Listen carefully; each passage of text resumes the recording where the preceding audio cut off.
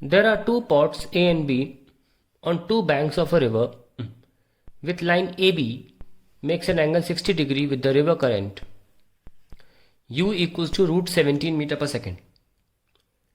Distance between A and B is 1200 meters and a lighthouse throws a light beam from pot A to pot B. A motorboat starts from pot A to B such that it always follows the light beam. If the boat reaches pot B and come back to pot A in 5 minutes, find the velocity of boat with respect to water. Start करते हैं question.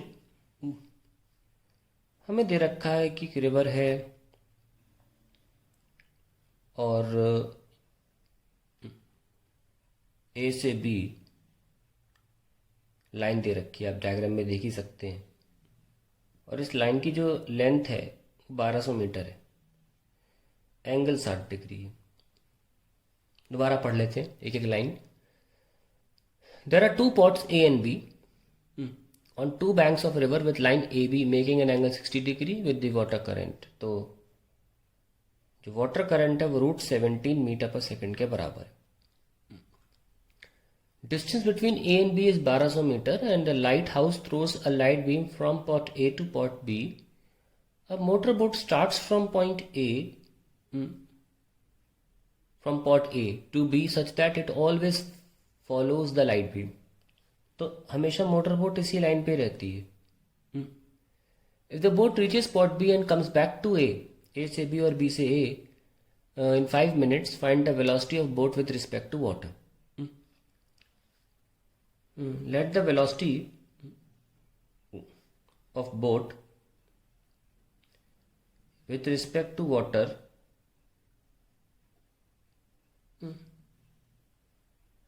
Water be V. देखिए एक बात का बहुत important ध्यान रखें, पानी के रिस्पेक्ट में जो स्पीड होती है वो एब्सोल्यूट स्पीड होती है बोट की। जैसे कि फॉर एग्जांपल मैं यहाँ पे एग्जांपल लूँ, सपोज ये एक लड़का है ए और एक लड़का है बी। ये इस स्पीड से जा रहा है मान लो 20 किलोमीटर पर आवर। सवाल से कोई ताल्लुक नहीं, पर मैं पानी के केस में समझा दूँ। और ये जा रहा है 10 किलोमीटर पर आवर। तो आप क्या करते हो, आप बोलते हो speed of A with respect to B क्या बोलते हो 20 माइनस 10, माइनस कर देते हो आप, बहुत अच्छी बात है। फिर मान लो ये ए और ये बी है, ये 20 की स्पीड से ऐसे जा रहा है और ये 10 की स्पीड से ऐसे जा रहा है। बोलोगे ए की speed with respect to B, अब बोलोगे 30 हो गई। वी ए बी अब 30 हो गई। यहाँ इसके केस में वी ए बी कितना था 10 हो गया था। तो आप कब माइनस करते हो, जब दो बॉडीज जो मूव कर रही हैं वो जुदा है। अब पानी की बात करूँ, मान लो पानी स्टैगनेंट है, पानी की स्पीड है ही नहीं, पॉन्ड मान लो, उस पर आपने मोटर बोट चलाई 20 की स्पीड से 20 किलोमीटर पर आवर। आप क्या बोलोगे, बोट की speed with respect to water 20 kilometre per hour है, ठीक है। और मान लीजिए ग्राउंड पे एक आदमी खड़ा है, उसके लिए भी बोट की स्पीड 20 किलोमीटर पर आवर है, वेरी गुड। अब मान लीजिए पानी जो है वो अब केस 2, ये केस 1 हो गया। अब केस 2 पे आ जाओ। अब ये पानी जो है ना, ये बहता हुआ पानी है, इसकी स्पीड मान लो 10 किलोमीटर पर आवर है और बोट की स्पीड कितनी है, वही 20 किलोमीटर पर आवर। अब देखना what is the speed of boat with respect to water. अब भी 20 ही है, 30 नहीं ले, 10 नहीं कर देना। देखो मैं इसका आंसर समझाता हूँ। आप कभी एस्केलेटर पर चले ही होगे, हमेशा मेट्रो स्टेशन में कितने एस्केलेटर्स हैं। जब आप एस्केलेटर पर चलते हो और एस्केलेटर भी ऊपर जा रहा होता है तो आप जल्दी पहुंच जाते हो ना ऊपर। लेकिन एस्केलेटर और आप दोनों साथ में चल रहे हो, और साथ में चलने में तो माइनस करना चाहिए। नहीं, नहीं करते, क्योंकि वहां पे नहीं लगाते रिलेटिव वेलोसिटी, क्योंकि आप सिस्टम का हिस्सा हैं। आप अपने पैरों तले, भले एस्केलेटर ऊपर जा रहा है पर पैरों तले देखिए एस्केलेटर, आपके पैरों से खिसक नहीं रहा है एस्केलेटर, जमे हुए पैर आपके, आप एस्केलेटर का हिस्सा है। इसका बहुत ही खूबसूरत एग्जाम्पल देता हूं मैं। आप अभी बैठे हैं, जहां भी बैठ के पढ़ाई कर रहे हैं, मेरे वीडियो देख रहे हैं, क्या स्पीड है आपकी, आप बोलेंगे जीरो, बिल्कुल सही बात है। किसके रिस्पेक्ट में जीरो है? अर्थ के रिस्पेक्ट में। क्या अर्थ आपके पैरों तले निकल रही है? नहीं निकल रही। लेकिन असलियत में अर्थ की गति होती है मूव करने की 1640 किलोमीटर प्रति घंटा, 1640 किलोमीटर पर आवर की स्पीड से, which is more than the speed of sound. Earth rotate कर रही। अगर मून से बैठ के किसी की आंखें इतनी तेज तर्रार होंगी तो वो बोलेगा भैया आपकी स्पीड 1640 है। तो ये बंदा मून है, ये बोलेगा 20+30, 20+10 30। तो क्योंकि आप सिस्टम का हिस्सा है, ये कॉन्सेप्ट नहीं चलेगा। फिर जमीन वाला आदमी आपकी स्पीड सेम डायरेक्शन में ऐड कर देगा। इसीलिए जब आप एस्केलेटर के साथ ऊपर जाते हैं तो आप जल्दी ऊपर पहुंच जाते हैं, क्योंकि आपकी स्पीड बढ़ रही होती है, क्योंकि आप मूविंग सिस्टम का हिस्सा है। और आपकी एस्केलेटर पर जो स्पीड है आपकी विथ रिस्पेक्ट टू एस्केलेटर, वो अब भी 20 ही है। आई होप ये बात समझ में आ गई होगी। बस इतना ध्यान रखें कि जब आप सिस्टम के ऊपर बैठे हैं तो आपकी एब्सोल्यूट स्पीड या with respect to that system moving speed हमेशा सेम होती है। ये आदमी की नज़र में वो बढ़ जाएगी सेम डायरेक्शन में और घट जाएगी अपोजिट डायरेक्शन में। स्विमर के केस में ये लॉजिक चलता है, ये नहीं चलता। ठीक है, आइए आगे बढ़ाते हैं कहानी को। तो भाई अगर बोट को इसी लाइन पे मूव करना है तो ऑब्वियसली वो इसी लाइन पे स्टार्ट नहीं कर सकती, क्योंकि पानी फिर टेढ़ा कर देगा उसको। तो थोड़ा इधर स्टार्ट करेगी। इस सवाल में बिल्कुल नहीं बोला है कि boat starts normally to the flow of water या लेफ्ट या ऐसे, कोई एंगल नहीं दिया, बस बोल दिया है। तो आप अपनी मर्जी से नॉर्मली नहीं ले सकते, आपको रैंडमली कुछ लेना पड़ेगा टेढ़ा। कैसे भी ले लो, फिर चाहे ऐसे ले लो, उससे फर्क नहीं पड़ता, लेकिन रैंडमली ऐसे ले लिया आपने। तो पानी आपको इधर करके थोड़ा खिसका के इधर ले आया और आपने हमेशा ए बी को फॉलो किया। आपको अपनी स्पीड नहीं पता, पर पानी की स्पीड पता है √17, और वो दोनों वेक्टोरियली ऐड होके वी ए बी बना देते। ठीक है, सवाल में एक और डेटा दे रखा है कि आना और जाने का टाइम 5 मिनट है। यानी कि टाइम है जाते वक्त लेंथ, मान लो ये लेंथ एल है, अपॉन ये वाली speed V A B, plus लौटने में भी एल ही ट्रेवल किया होगा, लौटने की speed V B A. L common ले लें, 1/वी ए बी प्लस 1/वी बी ए। अगर आप वी ए बी और वी बी ए निकालने में सक्षम हैं, आपका आंसर आ गया, क्योंकि ये 1200 गिवन है। अब वी ए बी क्या है भाई? वी ए बी मैग्नीट्यूड है। इस लाइन पे जो वेलोसिटी है, इसको वेक्टर फॉर्म में कैसे लिख सकते हो आप भाई? Vector V plus vector √17। ये देखो, एक वेक्टर दूसरा वेक्टर रिजल्टेंट वेक्टर। तो अगर वेक्टर फॉर्म में लिखना चाहो वी ए बी को तो कैसे लिखोगे? बोट की स्पीड प्लस √17, और ये किसी एंगल पर है। अगर मैं इसको आई कैप ले लूँ, आई कैप, और इनके बीच में कुछ एंगल है, वो एंगल हमें नहीं पता। हमेशा एंगल किसके बीच में देखते हैं? टेल्स के बीच में देखते हैं ना। तो इसको यहाँ से लेकर यहाँ उठा दो, 60 प्लस अल्फा एंगल है इनके बीच में। तो आपको कोई फायदा नहीं है इस चीज़ को लिखने का, क्योंकि यहाँ तो मैग्नीट्यूड चाहिए। इसीलिए मैंने लिख के दिखाया है, there is absolutely no use of writing like this, because here you are solving, you can not write vector form. आपको मैग्नीट्यूड चाहिए, वी निकालना है आपको। तो मैग्नीट्यूड कैसे निकालोगे वो इंपॉर्टेंट है यहाँ पे अभी। खैर, दोबारा लिख के अगला पन्ना पलट लेते हैं। बहुत अच्छा क्वेश्चन है ये, बहुत कुछ सीखने को मिलेगा आपको। देखो, एक चीज़ मैंने ये सिखाई, और मैं एक बहुत चीज़ इंपॉर्टेंट चीज़ सिखाने जा रहा हूँ। ध्यान से देखिएगा, दोबारा डायग्राम बनाने जा रहा हूँ मैं।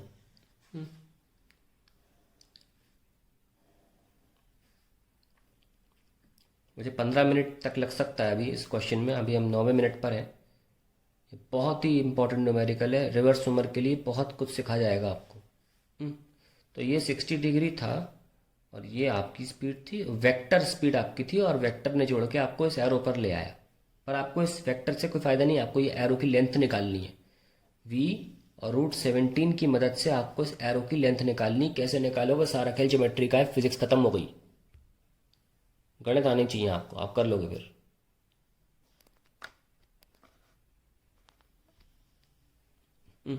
तो भाई ये एंगल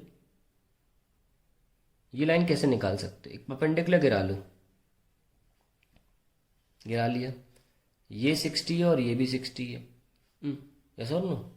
तो ये कितना हो गया, इतना हिस्सा, अगर ये u है तो ये हो गया u cos 60, ठीक है, और u पता है हमको। और ये लेंथ कितनी हो गई, अगर ये हम अज्यूम कर लें अल्फा है, तो यहाँ से लेकर यहाँ तक कितना हो गया, v cos अल्फा आ गया VAB। तो VAB निकल आया v cos alpha plus u मतलब √17 cos 60। So we have VAB is equals to v cos alpha plus √17 divide by 2। Very nice, ये आ गया। अब लौटे, अब रिटर्न जर्नी कर लेते हैं। तो लौटते में क्या होगा देखो, अब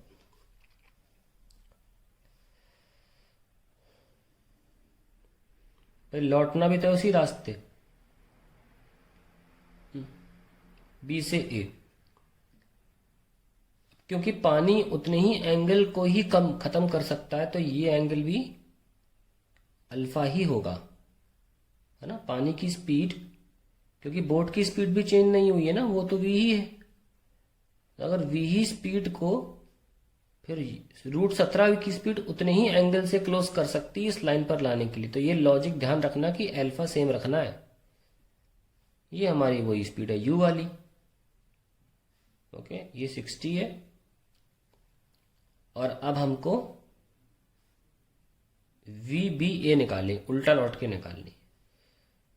अब परपेंडिकुलर कैसे गिराएंगे, इसको एक्सटेंड कर दो थोड़ा और यहां गिराओ परपेंडिकुलर, क्योंकि भाई इसका cos अल्फा ये लिया जाएगा ना, ये होगा ना, ये तो हो ही नहीं सकता, ये थोड़ी ना हो जाएगा cos अल्फा, ये छोटा है ना, यहां तक लाइन गई है। बोट का cos अल्फा करोगे तो ये पूरा आएगा, इसलिए परपेंडिकुलर गिराया मैंने। तो मान लीजिए यहां तक पूरा, मान लो n लिखा हुआ है, तो ये पूरा जो है लेना पड़ेगा हमको, ओके। पर हमें निकाला तो VBA है,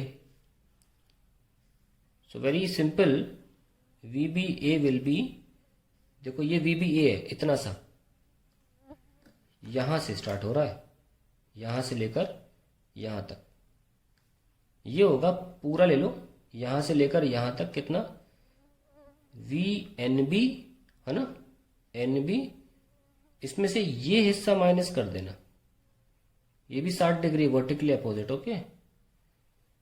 माइनस U, देखो ये हिस्सा क्या होगा, U है तो ये क्या होगा, U cos 60।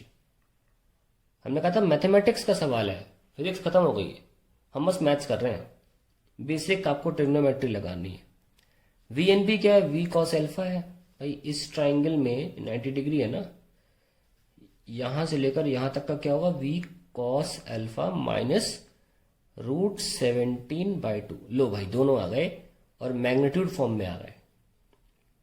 अब रख सकते हैं टाइम इज इक्वल्स टू 1200, जैसे कि मैं रखा था ना यहाँ पे ऑनवर्ड जर्नी, ये वाला, ये देखो VAB भी है, ये 1200 बाहर लिख दूंगा मैं,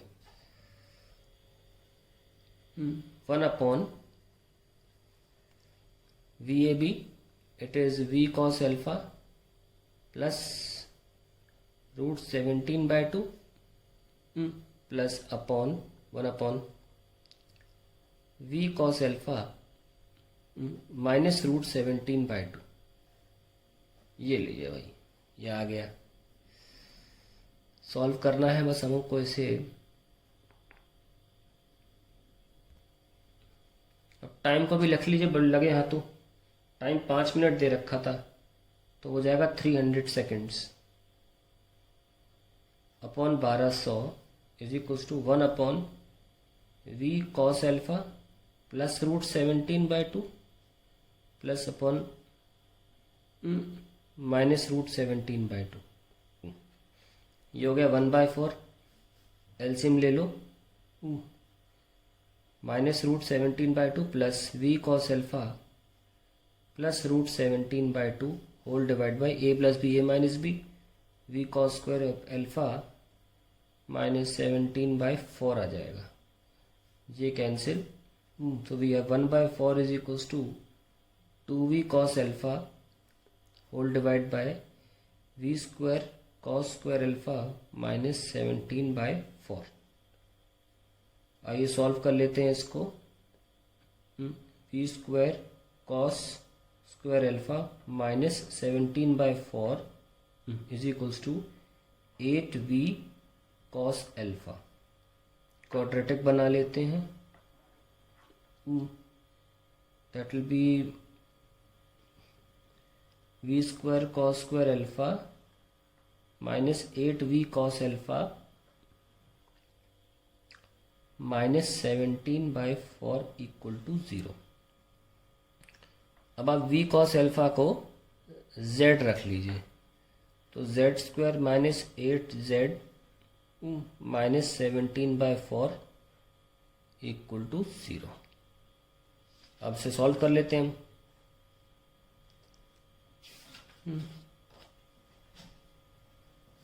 z square -8z -17/4 equal to 0 for z square -32z -17 equal to 0। z आ गया -b प्लस -b स्क्वायर 1024 होता है 32 का स्क्वायर, माइनस है तो plus four A B 16 into 17, 16 7 112, 16 1 16 2 7 and 2 272 divide by 2 into 4 1024 plus 272 अब 6 9 2 1296 32 प्लस माइनस 1296 आई थिंक 36 का square होता है जहाँ तक मुझे याद है। 13 and 321 108 हाँ 36 का स्क्वायर होता है अपॉन 8। तो z कितना आ गया, प्लस करोगे माइनस तो करोगे नहीं, it will be 68 divide by 8 that will B 34/4 17/2 आ गया। z इज इक्वल्स टू 17/2 या v cos अल्फा आया है 17/2। So we still have not got the answer, we have got the v cos alpha. तो अब इसको सॉल्व कैसे करें, देखिए एक और सॉल्विंग बहुत इंपॉर्टेंट है यहाँ पे। ये परपेंडिकुलर गिरा लीजिए, एक आप गिरा लिया, ये अल्फा था और ये 60 डिग्री था, है ना, अल्टरनेट एंगल के हिसाब से। तो एक इसमें एक गणित और लग सकती, क्या कि v का साइन अल्फा आमने सामने है ना, ये जो लेंथ है दोनों ट्रायंगल्स के लिए कॉमन है, तो v का sine alpha is equals to √17 का भी sine 60, √17 sine 60 that is √17 into √3/2 that is √51/2। तो v साइन अल्फा मिल गया हमको √51/2। So we have got v sin alpha as √51/2 and v cos alpha as 17/2। So now simply square and add कर दो। एक तरीका होता है जब भी आपके पास v sin alpha और v cos alpha ऐसा कुछ मिल जाए ना, स्क्वायर करके ऐड करना चाहिए। सब चीज़ें सीखिए। तो v square sine square alpha plus v square cos square alpha ऐसे करो, तो ये क्या हो जाएगा 51/4 और ये क्या हो जाएगा 289/4। तो दोनों को जोड़ो, 289 प्लस 51, 9 और 5 14, 340 आ गया डिवाइड बाय 4। कुछ काटो इसको, 4 से कट रहा है, हाँ 85 टाइम्स 4 है। ये क्या है v स्क्वायर और ये कॉमन होके 1 आ जाएगा 85। लो भाई आंसर आ गया। और अगर आपको अल्फा निकालना है तो वो भी निकाल सकते हो, कैसे, डिवाइड करके। tan alpha is equals to √51/17 that will be nothing but 3/17। सो आपको एंगल भी मिल गया और आपको उसकी एब्सोल्यूट स्पीड भी मिल गई। तो ये एक ट्यूटोरियल है, बहुत ही अच्छा, बहुत कुछ है इस क्वेश्चन में सीखने के लिए, और इसीलिए ये प्लेलिस्ट बनाई भी जा रही है कि आप सीखें, ना कि सवाल सॉल्व कर लें बस। छोटी छोटी छोटी चीज़ों में इसी एक सवाल में बहुत से सवाल बन सकते हैं। ठीक है।